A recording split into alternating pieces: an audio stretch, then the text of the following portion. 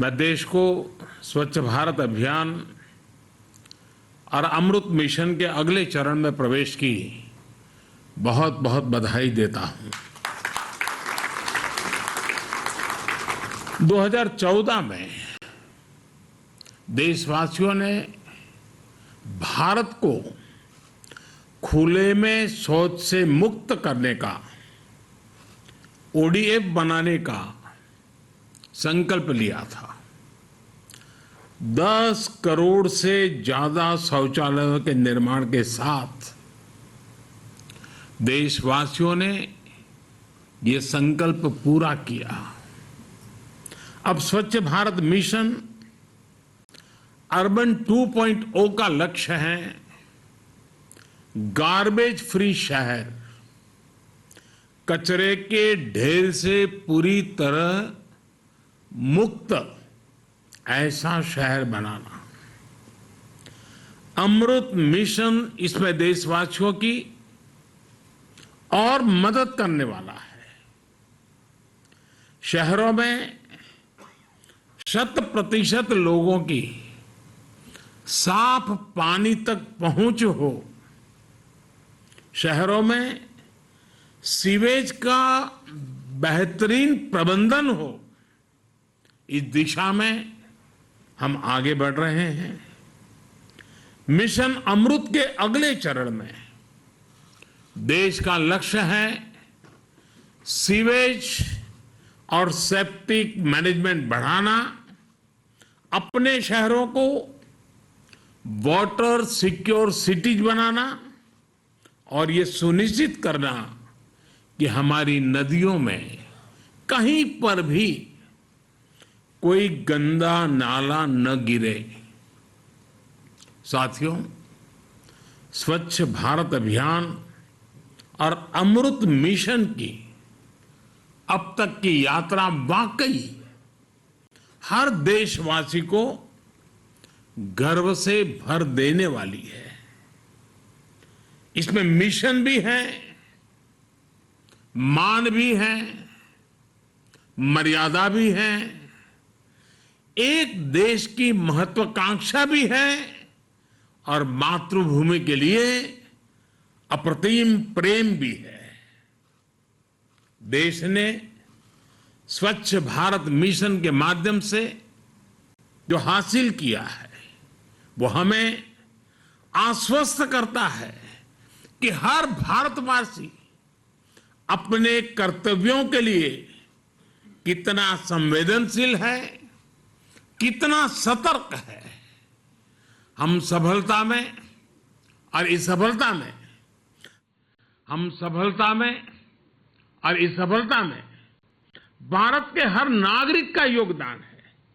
सबका परिश्रम, सबका पसीना है और हमारे स्वच्छता कर्मी, हमारे सफाई मित्र हर रोज झाड़ू उठाकर सड़कों को साफ करने वाले हमारे भाई बहन, कूड़े की बदबू को बर्दाश्त करते हुए कचरा साफ करने वाले हमारे साथी सच्चे अर्थ में इस अभियान के महानायक है।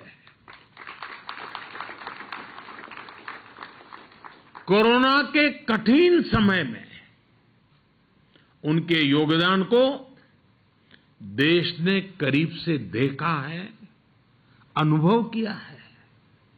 मैं देश की इन उपलब्धियों पर हर भारतवासी को बधाई के साथ ही स्वच्छ भारत मिशन अर्बन 2.0 और अमृत 2.0 के लिए शुभकामनाएं देता हूं। और इससे सुखद ये क्या होगा कि ये नई शुरुआत आज गांधी जयंती के एक दिन पहले ही हो रही है। ये अभियान पूज्य बापू की प्रेरणा का ही परिणाम है और बापू के आदर्शों से ही सिद्धि की ओर बढ़ रहा है। आप कल्पना करिए, स्वच्छता के साथ साथ इससे हमारी माताओं बहनों के लिए कितनी सुविधा बढ़ी है।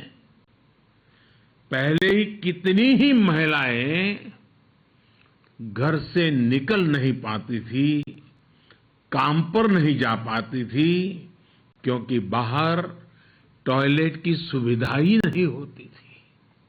कितनी ही बेटियों को स्कूल में शौचालय न होने की वजह से पढ़ाई छोड़नी पड़ती थी। अब इन सब में बदलाव आ रहा है। आजादी के 75वें वर्ष में देश की इन सफलताओं को, आज के नए संकल्पों को पूज्य बापू के चरणों में अर्पित करता हूं और नमन करता हूं। साथियों, हम सभी का ये भी सौभाग्य है कि आज ये कार्यक्रम बाबा साहब को समर्पित इस इंटरनेशनल सेंटर में आयोजित हो रहा है। बाबा साहब असमानता दूर करने का बहुत बड़ा माध्यम शहरी विकास को मानते थे। बेहतर जीवन की आकांक्षा में गांवों से बहुत से लोग शहरों की तरफ आते हैं। हम जानते हैं कि उन्हें रोजगार तो मिल जाता है, लेकिन उनका जीवन स्तर गांवों से भी मुश्किल स्थिति में रहता है। ये उन पर एक तरह से दोहरी मार की तरह होता है। एक तो घर से दूर और ऊपर से ऐसी कठिन स्थिति में रहना। इस हालात को बदलने पर, इस असमानता को दूर करने पर बाबा साहब का बड़ा जोर था। स्वच्छ भारत मिशन और मिशन अमृत का अगला चरण बाबा साहब के सपनों को पूरा करने की दिशा में भी एक अहम कदम है। साथियों, आजादी के इस 75वें साल में देश ने सबका साथ, सबका विकास और सबका विश्वास के साथ ही सबका प्रयास का आह्वान भी किया है। सबका प्रयास की ये भावना स्वच्छता के लिए भी उतनी ही जरूरी है। आप में से कई लोग दूर दराज के ग्रामीण इलाकों में जरूर गए होंगे। आदिवासी समाज के पारंपरिक घरों को जरूर देखा होगा। कम संसाधनों के बावजूद उनके घरों में स्वच्छता और सौंदर्य को देखकर हर कोई भी आकर्षित हो जाता है। ऐसे ही आप नॉर्थ ईस्ट में जाइए, हिमाचल या उत्तराखंड के पहाड़ों पर जाइए। पहाड़ों पर छोटे छोटे घरों में भी साफ सफाई की वजह से एक अलग ही सकारात्मक ऊर्जा प्रवाहित होती है। इन साथियों के साथ रहकर हमें सीख सकते हैं कि स्वच्छता और सुख का कितना गहरा संबंध होता है। इसलिए जब मैं गुजरात का मुख्यमंत्री बना और प्रगति के लिए पर्यटन की संभावनाओं को निखारना शुरू किया, तो सबसे बड़ा फोकस स्वच्छता और इस प्रयास में सभी को जोड़ने पर किया गया। निर्मल गुजरात अभियान जब जन आंदोलन बना तो उसके बहुत अच्छे परिणाम भी मिले। इससे गुजरात को नई पहचान तो मिली ही, राज्य में पर्यटन भी बढ़ा। भाइयों और बहनों, जन आंदोलन की ये भावना स्वच्छ भारत मिशन की सफलता का आधार है।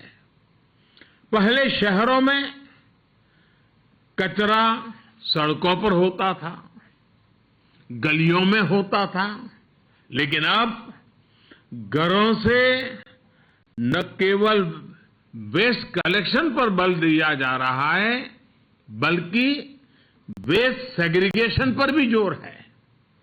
बहुत से घरों में अब हम देखते हैं कि लोग गीले और सूखे कूड़े के लिए अलग अलग डस्टबिन रख रहे हैं। घर ही नहीं, घर के बाहर भी अगर कहीं गंदगी दिखती है तो लोग स्वच्छता ऐप से उसे रिपोर्ट करते हैं, दूसरे लोगों को जागरूक भी करते हैं। मैं इस बात से बहुत खुश हो जाता हूं कि स्वच्छता अभियान को मजबूती देने का बीड़ा हमारी आज की पीढ़ी ने उठाया हुआ है। टॉफी के रैपर अब जमीन पर नहीं फेंके जाते, बल्कि पॉकेट में रखे जाते हैं। छोटे छोटे बच्चे अब बड़ों को टोकते हैं कि गंदगी मत करिए। दादाजी, नानाजी, दादी जी को बताते हैं ये मत करो। शहरों में नौजवान तरह तरह से स्वच्छता अभियान में मदद कर रहे हैं, इनिशिएटिव ले रहे हैं। कोई वेस्ट से वेल्थ बना रहा है, तो कोई जागरूकता बढ़ाने में जुटा है। लोगों में भी अब एक स्पर्धा है कि स्वच्छ भारत रैंकिंग में उनका शहर आगे आना चाहिए, और अगर पीछे रह जाता है तो गांव में भी दबाव खड़ा होता है, भाई क्या हुआ, वो शहर आगे निकल गया, हम तो पीछे रह गए, हमारी क्या कमी है। मीडिया के लोग भी उस शहर की चर्चा करते हैं, देखिए वो तो आगे बढ़ गया, तुम रह गए। तो एक दबाव पैदा हुआ है। अब ये माहौल बन रहा है कि उनका शहर स्वच्छता रैंकिंग में आगे रहे। उनके शहर की पहचान गंदगी से भले शहर की ना हो।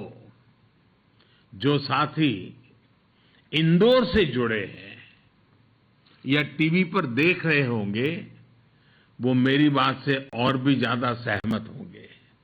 आज हर कोई जानता है कि इंदौर यानी स्वच्छता में टॉपर शहर। ये इंदौर के लोगों की साझा उपलब्धि है। अब ऐसी ही उपलब्धि से हमें देश के हर शहर को जोड़ना है। मैं देश की हर राज्य सरकार से, स्थानीय प्रशासन से, शहरों के मेयर से आग्रह करता हूं कि स्वच्छता के इस महाअभियान में एक बार फिर से जुट जाए। कोरोना के समय में कुछ सुस्ती भले आई है, लेकिन अब नई ऊर्जा के साथ हमें आगे बढ़ना है।